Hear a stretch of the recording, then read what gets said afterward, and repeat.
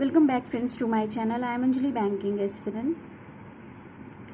So just अभी मैंने अपना एसटी कंप्लीट किया हुआ है आरआरबी का। और सबसे पहला मेरा एसटी रहता है। सो मैंने एसटी कर लिया है कंप्लीट। एसटी में कुछ खास स्कोर आया नहीं है।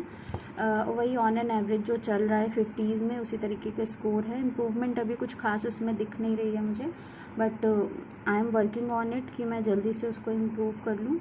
सेकेंडली, ये जो वीडियो है ये रहने वाला है मेरा स्ट्रैटेजी पे। जो भी मैं अपनी प्रिपरेशन रीस्टार्ट कर रही हूँ, सो उसमें कुछ चीज़ें मैंने कुछ चेंजेस किए हुए हैं जो मेरे वीक एरियाज़ हैं उनको पर्टिकुलरली ध्यान में रख के। सो कल मैंने शेयर किया था कि मैं कुछ नई बुक्स लेकर आई हूँ। बुक्स नहीं हैं, वो मैगज़ीन्स हैं।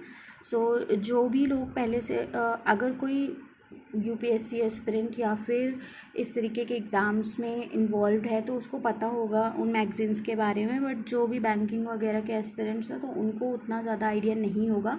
बट बेसिकली मैंने ये मैगज़ीन इसलिए ली हुई है क्योंकि मुझे आरबीआई में ये हेल्प करेगा और डिस्क्रिप्टिव वगैरह में भी ये काफ़ी हेल्प करेगा। तो सबसे पहले मैं आपको दिखा देती हूँ कि मैगज़ीन क्या है और उसका कंटेंट क्या है। देन उसके बाद मैं बताऊँगी कि किस तरीके से हम उसको यूटिलाइज़ कर सकते हैं। सो कल मैंने ये 3 ली थी। एक ये कुरुक्षेत्र, देन ये योजना मैंने अप्रैल और मार्च दोनों की ली हुई है। और क्यों मैंने ली है मैं वो भी अभी बता देती हूँ। बेसिकली ये जो स्टेट पीसीएस या फिर यूपीएससी एस्पिरेंट होते हैं वो पढ़ते हैं। बट मैंने क्यों इसको लिया हुआ है, पहली चीज़ तो मुझे ये काफ़ी अच्छा लगता है पढ़ने में। और रीडिंग के लिए अगर आपको कुछ चाहिए जो आपको रीडिंग भी मतलब रीडिंग के लिए कंटेंट भी प्रोवाइड करे, एट द सेम टाइम वो आपको डिफरेंट एस्पेक्ट में हेल्प करे, सो ये काफ़ी हेल्पफुल रहता है फॉर दैट। अभी जैसे यहाँ पे टॉपिक्स हैं, रूरल टूरिज़्म है, देन रीडिफाइनिंग टूरिज़्म है। सो बेसिकली ये टूरिज़्म हेरिटेज पर ही फोकस्ड है और फेयर एंड फेस्टिवल है। अब इसमें लगभग 46 पेजेस, अराउंड 50 पेजेस है इसमें। अगर ये 50 पेजेस हम पढ़ते हैं तो इससे हमको बेनिफिट क्या मिलेगा। देखो, सबसे पहले तो ये पूरा इंग्लिश में है। सो इसमें रीड करने के बाद एक आपको लिखने का तरीका पता चलता है। जैसे यहाँ पे मैंने कल पहला चैप्टर ही रीड किया था, उसमें मुझे जो भी इंटरेस्टिंग पॉइंट्स मिले मैंने उसको मार्क कर लिया है। और बहुत ज़्यादा इन्फॉर्मेटिव तो नहीं रहेगा, स्पेशली ये वाला तो नहीं, कुछ रहते हैं जो बहुत इन्फॉर्मेटिव रहते हैं। फर्स्ट चैप्टर तो इन्फॉर्मेटिव उतना कुछ खास रहा नहीं। आगे जैसे मैं पढ़ूँगी तो मैं उसके अकॉर्डिंगली बता दूँगी कैसा क्या है। बट जो रीज़न्स हैं इसको मुझे लेने का, वो सबसे पहला रीज़न तो ये है कि इसको रीड करने से इंग्लिश इम्प्रूव होती है। सो इंग्लिश के लिए काफ़ी बेनिफिशियल है। दूसरा, आपको लिखने का तरीका पता चलता है। जैसे आप कोई चीज़ लिखना चाह रहे हो तो हमें एग्जैक्टली पता नहीं होता है कि हम उसको कैसे लिखें, उसको किस तरीके से फ्रेम करें। सो जब आप एक अच्छा कंटेंट पढ़ते हो तो आपको आइडिया लगता है कि आपको क्या क्या चीज़ें अपने आंसर में इनपुट करना है। सो फॉर दैट ये है कुरुक्षेत्र का। इसमें पूरा बेसिकली टूरिज़्म पे ही बेस्ड था। देन ये सेकेंडली जो है ये योजना का है। सो मे बी ये इकोसिस्टम पे होगा इसीलिए है। सो यहाँ पे सो मोस्टली ये रामसर साइट, सुंदरबन, सॉइल, सो इकोसिस्टम पे ही बेस्ड है। और इसको भी मैं रीड करके बताऊंगी जो भी जैसा रहेगा। सो इसमें भी वही सेम चीज़ है, आपको रीड करना है। जैसे आपको अगर इम्प्रूव करनी है अपनी इंग्लिश या फिर आपको रीडिंग हैबिट नहीं है तो आप उसको प्रेफर कर सकते हो। यहाँ पे अभी मैं सिर्फ रीडिंग पर्पस से बता रही हूँ, उसके बाद मैं इसके बेनिफिट्स बताऊँगी। और ये मेरा मार्च वाला है। मार्च वाला मैंने इसलिए लिया क्योंकि मुझे इसमें काफ़ी कुछ चीज़ें दिखी जो मुझे लगा कि जैसे पॉपुलर म्यूज़िक इन इंडिया। सो ये मे बी अगर वैसे मैं बताऊँ तो एसएससी में म्यूज़िक वगैरह का पूछता है ना, तो यहाँ पे करंट से रिलेटेड भी चीज़ें रहती है, लाइक आर्ट फॉर्म, ये सब ये एक रिवीजन के लिए भी हो जाता है। और सो अब मैं बताती हूँ कि हमें यूज़ कैसे करना है इसको और ये कहाँ पे हमारे लिए बेनिफिशियल है। सो सबसे पहला, इसको रीड करने से इंग्लिश इम्प्रूव होगा, फ्रेमिंग इम्प्रूव होगा, वो एक चीज़ हो गई। वकैब इससे आपको पता चलेगी। दूसरा, मिनिस्ट्री वाइज आपको पता चलेगा कि किस मिनिस्ट्री में क्या क्या चीज़ें हुई हैं, किस तरीके से डेवलपमेंट हुआ है, कौन सी नई स्कीम्स वगैरह है, वो भी इसमें कवर हो जाती है वाइल रीडिंग। और बेसिकली इसमें ये पता चलता है कि कौन सी स्कीम कितना हद तक, कितना मतलब रूट लेवल पे जा चुका है, कितना इम्प्रूवमेंट हो गया है, वो सारी चीज़ें। तो इंग्लिश इम्प्रूवमेंट के साथ साथ ये आपको ईएसआई में भी काफ़ी हेल्प करता है। ईएसआई में भी कुछ एरियाज़ हैं जहाँ पे ये काफ़ी बेनिफिशियल है, और फाइनेंस एंड मैनेजमेंट में तो उतना कुछ खास इसका इम्पैक्ट रहेगा नहीं। हाँ, बट ये है कि आपको एक राइटिंग जो वे समझ में आएगा लिखने का, वो काफ़ी इफ़ेक्टिव रहेगा। सो ये स्पेशली आपको ईएसआई में हेल्प करेगा, एंड डिस्क्रिप्टिव राइटिंग में ये बहुत हेल्प करने वाला है। अगर आप आरबीआई के लिए प्रिपेयर नहीं भी कर रहे हो तो भी ये आपको डिस्क्रिप्टिव राइटिंग में काफ़ी हेल्प करेगा। जिन लोगों को भी इंग्लिश में कॉन्फिडेंस नहीं आता है उनके लिए ये बहुत बेनिफिशियल है। और जो भी लोग अभी इधर बहुत ज़्यादा फोकस नहीं है अपनी पढ़ाई पे, नहीं पढ़ पा रहे हैं उतना, उनका मन नहीं लग रहा है, और आपको थोड़ा सा चेंज करना है कुछ अपनी स्टडी में, तो आप ऐसा कुछ भी प्रेफर कर सकते हो जो जिससे आपको इंटरेस्टिंग लगे। देखो बेसिकली क्या है कि हमें अपनी स्टडी को कितना इंटरेस्टिंग हो सकता है वो बनाना है। मेरी आदत है, मुझे थोड़ा बोरिंग सा हो जाता है तो चेंज का मन करता है, सो मैं उसको थोड़ा थोड़ा चेंज करती रहती हूँ, कुछ इंटरेस्टिंग बनाने की कोशिश करती रहती हूँ ताकि मुझे बोर ना हो। सो फॉर दैट तो मेरे लिए पर्टिकुलरली ये बुक्स काफ़ी हेल्पफुल रहेंगी। First for my English and second for ESI portion, and these magazines also help me to frame good answers, और डिस्क्रिप्टिव में भी ये काफ़ी बेनिफिशियल रहेगी। तो ओवरऑल ये बहुत प्रोडक्टिव बुक हो जाएगी। और अभी फ़िलहाल के टाइम पे जब इतनी बोरियत हो रही है, सो उस टाइम पे भी एक तरीके से आपको इंटरेस्टिंग पॉइंट्स मिल जाएंगे इससे। सो बहुत डिफरेंट एस्पेक्ट में ये बुक काफ़ी बेनिफिशियल होती है, इसलिए मैंने इन बुक्स को लिया है। और मंथ के स्टार्टिंग में ही मिल जाती है ये बुक्स, तो अगर आपको चाहिए तो आप अपने नियर बाय जो भी आपके बुक स्टोर होता है वहाँ पे मिल जाएगी। बाकी अगर नहीं भी पढ़ना है आपको तो ऐसी बहुत सारी बुक्स मार्केट में आती हैं जो आपको एक इंटरेस्ट डेवलप करने में हेल्प करेगी, या फिर जो आपका इंटरेस्ट एरिया है। अगर आपको कोई स्टोरी बुक्स वगैरह भी पसंद है तो आप वो भी रीड कर सकते हो, बट मुझे पर्टिकुलरली स्टोरी बुक्स वगैरह उतना नहीं इंटरेस्ट डेवलप करती हैं जितना इस तरह की चीज़ें। इन सब चीज़ों में मुझे काफ़ी इंटरेस्ट डेवलप होता है, नई नई चीज़ें जानने को मिलती है, गवर्नमेंट की इनिशिएटिव्स कहाँ तक पहुँचे, वो सारी चीज़ें, वो मुझे काफ़ी इंटरेस्टिंग लगता है। सो फॉर दैट मैंने ये बुक लिया हुआ है। अब आगे जैसे भी मैं इन बुक्स को रीड करती जाऊँगी, जो भी मुझे इम्पॉर्टेंट कंटेंट मिलता जाएगा मैं वो शेयर कर लूँगी आपके साथ। सो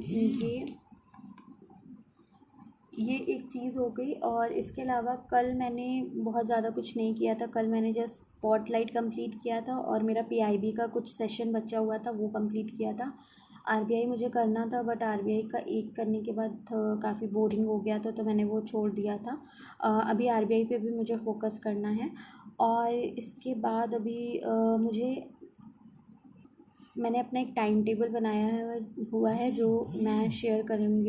सो ये टाइम टेबल मैं स्ट्रिक्टली फ़ॉलो करने वाली हूँ।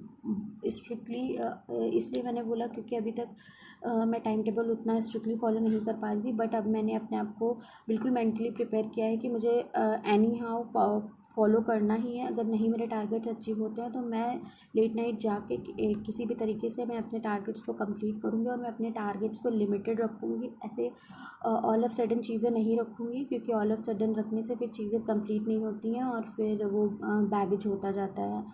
तो कुछ इस तरीके से मैंने अपनी टू डू लिस्ट बनाई है। टाइम टेबल नहीं कहेंगे इसको, क्योंकि मैंने इसमें टाइम मेंशन नहीं किया है, और टाइम मेंशन ना करने के पीछे रीज़न सिर्फ यही है कि कभी कभी ऐसा होता है कि मुझे अपना शेड्यूल चेंज करना पड़ता है। सो सबसे पहले मैं मॉर्निंग टू इवनिंग जो भी मेरा शेड्यूल रहने वाला है मैं उसके अकॉर्डिंग शेयर कर देती हूँ। So as I already told you कि मेरा इवनिंग हाफ बिज़ी रहता है, सो मेरे पास मॉर्निंग हाफ ही रहता है। सो मॉर्निंग में मेरे पास टाइम रहता है मॉर्निंग से लेके मेरे पास टाइम रहता है आफ्टरनून अराउंड 2 PM तक। सो 2 PM तक जो भी टाइम रहता है उसमें मैं क्या क्या चीज़ें करूँगी, एंड देन उसके बाद मैं फ्री होती हूँ अराउंड 8:30 to 8:30। फिर उसके बाद थोड़ा रेस्ट करने के बाद अराउंड 9 PM मैं फ्री होती हूँ। सो मेरे पास उसके बाद भी 2-3 घंटे बच जाएंगे। और अगर मैं मॉर्निंग में 9 से शुरू करूँ तो 9 से मेरे पास अराउंड 5 आवर्स होंगे एंड देन लास्ट में 3 आवर्स होंगे, तो अराउंड 8 आवर्स की मेरी ये स्टडी हो जाएगी। और ये मैं सिर्फ राउंड ऑफ बता रही हूँ क्योंकि थोड़ा बहुत टाइम मैं और निकाल लेती हूँ बीच में, सो उसमें मैं कुछ कुछ चीज़ें कर लेती हूँ लाइक रीडिंग वगैरह, बट वो मैं काउंट नहीं कर रही हूँ यहाँ पे।